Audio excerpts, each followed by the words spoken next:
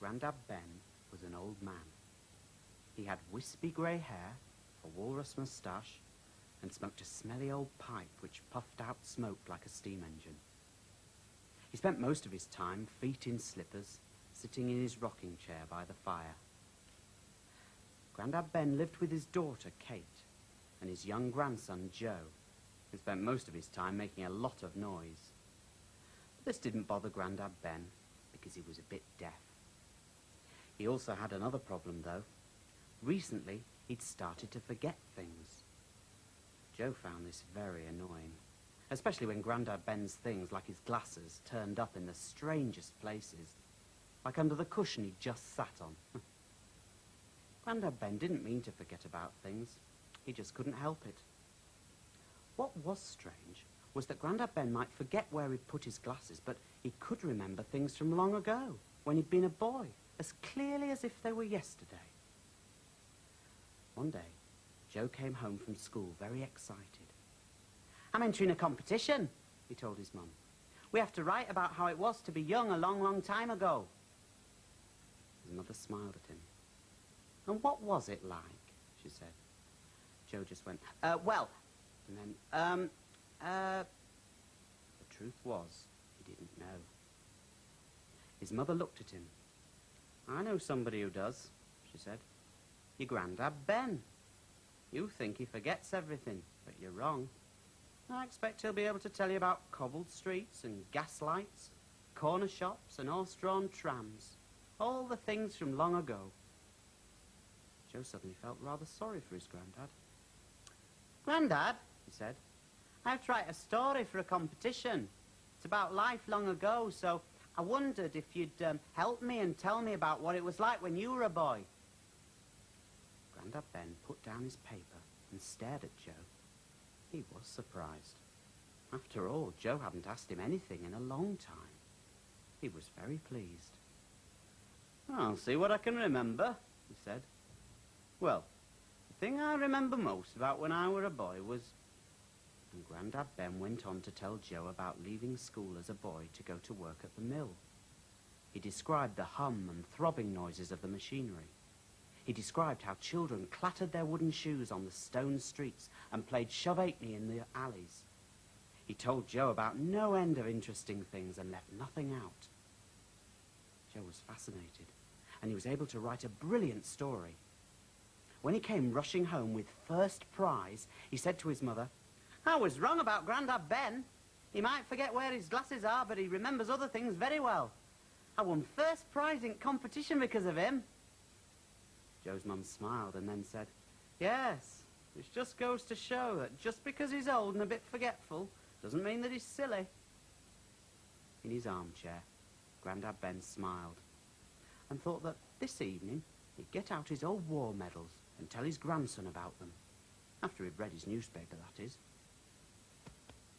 First of all, he had to find his glasses.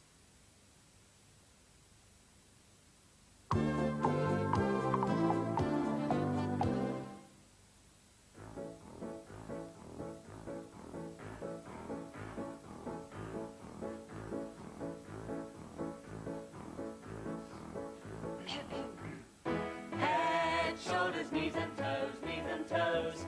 Head, shoulders, knees and toes, knees and toes. And ears and eyes and mouth and nose. Head and shoulders, knees and toes, knees and toes. Shoulders, knees and toes, knees and toes. Shoulders, knees and toes, knees and toes. And ears and eyes and mouth and nose. Shoulders, knees and toes, knees and toes. Knees and toes, knees and toes. Knees and toes, knees and toes. And ears and eyes and mouth and nose. Knees and toes, knees and toes. Toes, toes. Toes, toes. And ears and eyes and mouth and nose. Toes, toes.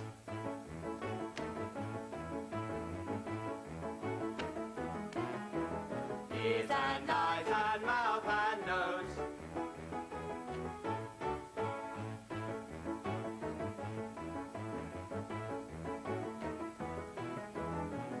And eyes and mouth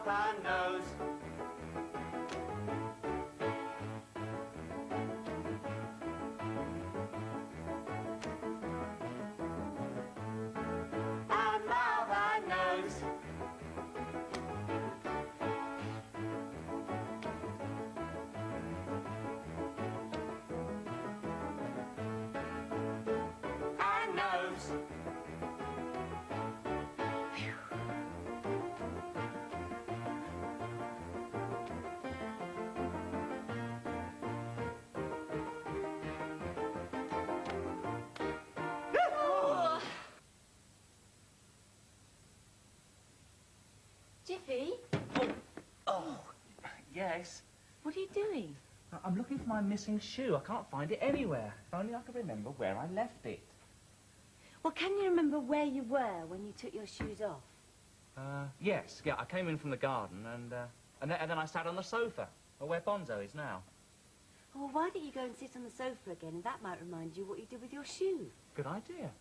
Right. Bonzo, sorry to disturb you, but you have to move up. Jiffy needs to sit there. He's trying to remember what he did with his shoe. Oh, hasn't he found it yet? Honestly, Jiffy. All right. Thanks, Bonzo. Now, came in from the garden, sat on the sofa, and then... Bonzo, can you stop fidgeting? It making it ever so difficult to remember. Sorry, Jiffy. Where was I?